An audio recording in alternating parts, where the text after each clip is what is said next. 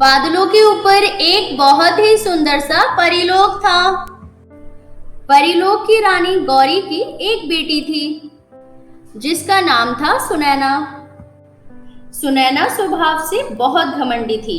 वो एक राजकुमारी थी, इस बात का उसे बहुत घमंड था। एक दिन, माँ अभी तक चांदनी नहीं आई, मुझे घूमने जाना है। आ जाएगी बेटी, सारा दिन तो वो तुम्हारे साथ ही रहती है। उसकी माँ आशा की तबीयत खराब थी, इसलिए वो मुझसे आज्ञा लेकर अपनी माँ को वेद जी के पास लेकर गई है, बस आती ही होगी। कंचन रानी गौरी की दासी आशा की बेटी थी। सुनैना हर वक्त कंचन को अपने पास रखती थी और सारा दिन हुक्म चलाकर उसे काम देती रहती। कंचन, तुमने आने में इतनी देर लगा दी, मुझे बाग में घूमने जाना था। वो माँ की तबीयत ठीक नहीं है, वेद जी के पास ले गई थी। अच्छा सुनो, ये लहंगा तुम रख लो, ये अब पुराना हो गया है, मुझे अब इसकी जरूरत नहीं। चलो अब बाग में टहलने चलते हैं। सुनैना परी अपने पुराने कपड़े कंचन को दे देती थी। कंचन उसे खुशी खुशी ले लेती। कंचन एक गरीब परी थी, इसलिए वो स्वभाव से भी बहुत अच्छी थी। एक दिन सुनैना परी कंचन परी के साथ परीलोक में घूम रही थी। सचमुच ये गरीब परियां कैसे अपना जीवन जीती होंगी। मुझे तो रेशम और मखमल के बिस्तर पर ही नींद आती है। अरे मैं तो भूल ही गई, तुम भी तो एक गरीब परी हो कंचन, तुम भी तो मेरी उतरन पहनती हो। वैसे मेरी किस्मत अच्छी है, मैं एक अमीर परीलोक की अमीर परी हूँ।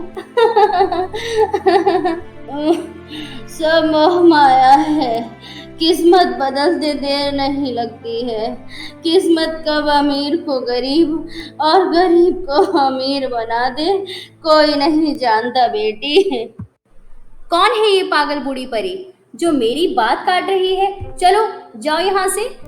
कंचन, तुम हमारे लिए बाग से सुंदर तितलियां पकड़ कर ले आओ, हम उन्हें अपने कक्ष में सजा कर रखेंगे। सुनैना, बेजुबान तितलियों को मत पकड़ो, उन्हें चोट लगेगी।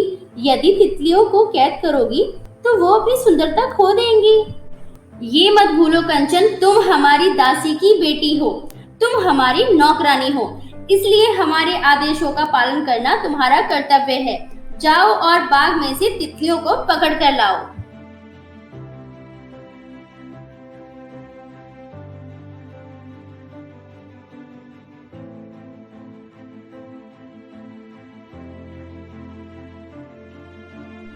कंचन को सुनैना की बात माननी पड़ती है और वो तितलियों को पकड़ने चली जाती है।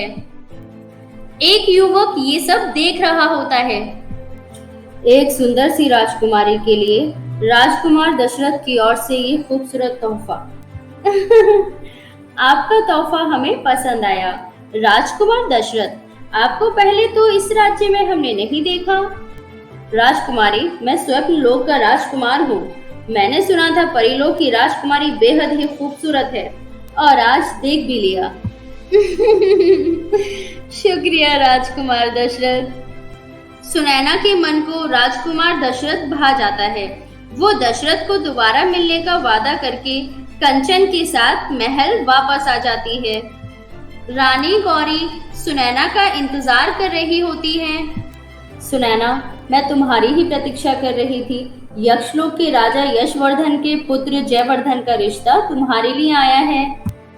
हाँ बेटी सुनैना, राजकुमार जयवर्धन एक बार तुमसे मिलना चाहते हैं। उन्होंने तुम्हें कल सुबह बागलोक में बुलाया है। पर माँ, मुझे अभी शादी नहीं करनी। सुनैना, विवाह करने के लिए तुम पर कोई जोर नहीं डालेगा, पर एक बार मिलने में क्या हर्ज है? ठीक है माँ, ठीक है पिताजी, मैं राजकुमार जयवर्धन से मिल लूंगी। सुनैना अपनी दासी कंचन के साथ अपने कक्ष में आ जाती है। कल मुझे दशरथ से मिलने जाना है और माताजी और पिताजी ने मुझे जयवर्धन से मिलने के लिए बोल दिया है। क्या करूं, कुछ समझ नहीं आ रहा। अरे हाँ, एक तरकीब है। ये क्या कह रही हो सुनैना? मैं तुम्हारा रूप ले लूं? मतलब मुझे तुम्हारी शक लेनी होगी, पर किसी को शक हुआ तो तुम ऐसा क्यों कर रही हो? जैसा मैं कहती हूँ वैसा करो। राजकुमारी मैं हूँ या तुम? कंचन सुनैना का रूप ले लेती है। कंचन सुनैना के रूप में राजकुमार जयवर्धन से मिलने जाती है। कंचन बहुत घबरा रही थी। भले ही शक्ल सुनैना की थी, पर मन तो कंचन का ही था। सुनैना, तुम मेरे साथ विवाह के लिए खुश तो हो ना? सच में तुम देखने में बहुत खूबसूरत हो।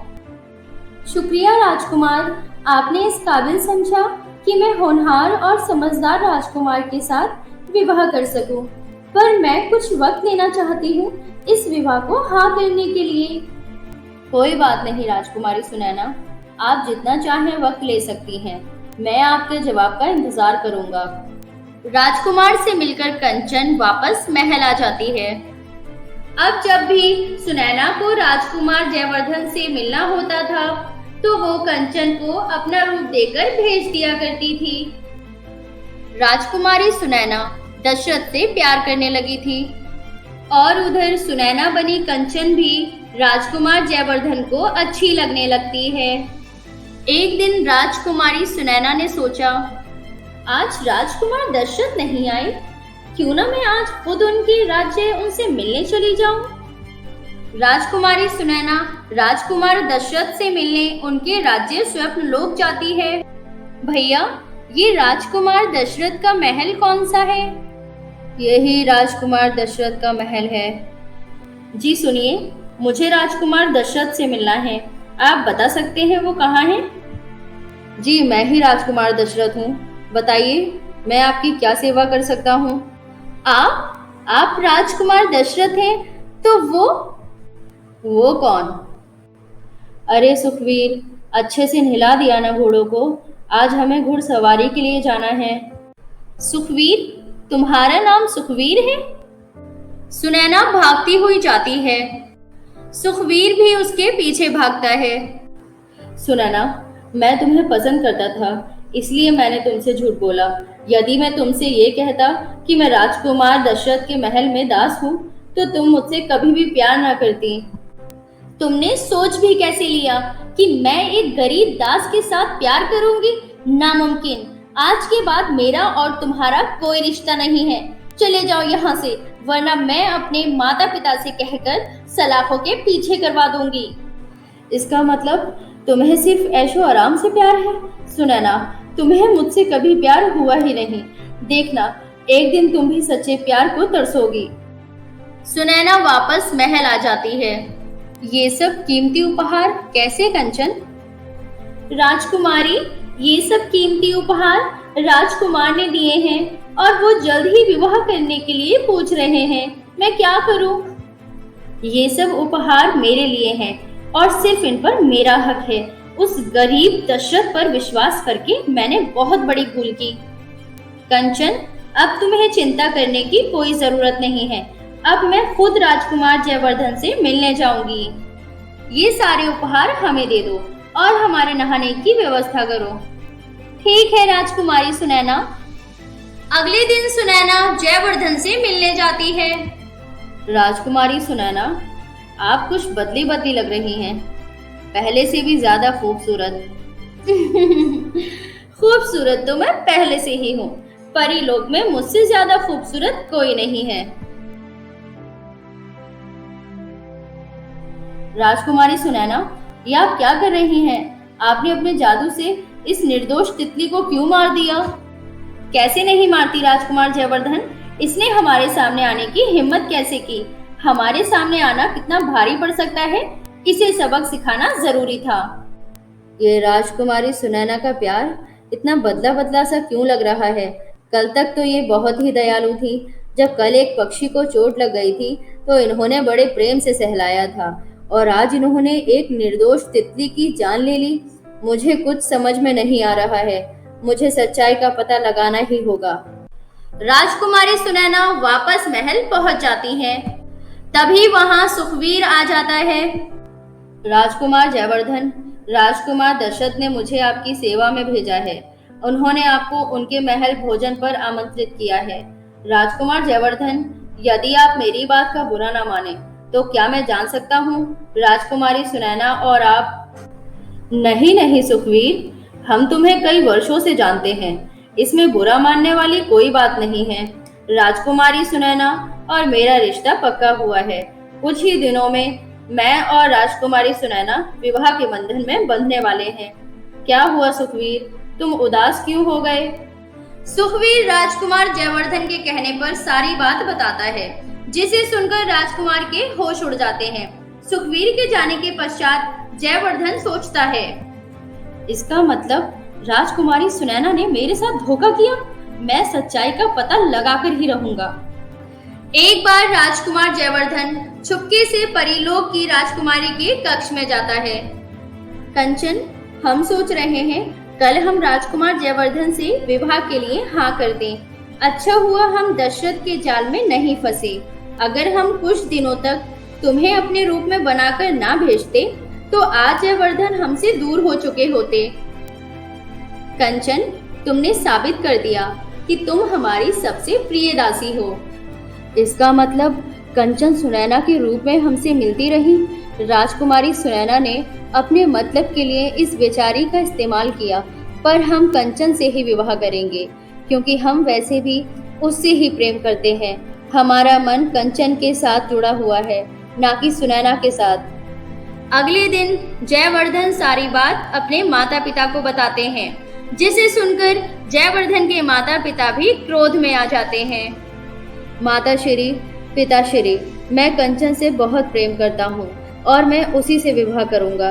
तो क्या हुआ, कंचन एक गरीब परी है, परंतु उसका हृदय बहुत अमीर है।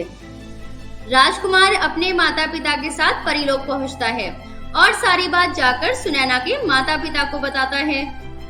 राजकुमार जयवर्धन, हम सुनैना की तरफ से आपसे क्षमा मांगते हैं। कंचन भी हमारी बेटी की तरह है। हम स्वयं आपका विवाह उससे कराएंगे। पर माँ, राजकुमार जयवर्धन को तो आपने हमारे लिए पसंद किया था, फिर एक गरीब परी की शादी एक राजकुमार से आप कैसे करवा सकती हैं? सुनैना, हमने राजकुमार को तुम्हारे लिए ही पसंद किया था, पर भूल तुमसे हुई है। तुमने अपने स्वार्थ के लिए कंचन को मोहरा बनाया। अब इसमें आप कुछ भी नहीं बोलेंगी, ये हमारी आज्ञा है। और फिर सबकी रजामंदी से दोनों का विवाह हो जाता है। हेलो दोस्तों, कैसी लगी आप सभी को हमारी ये कहानी? अगर पसंद आई हो तो लाइक जरूर करें।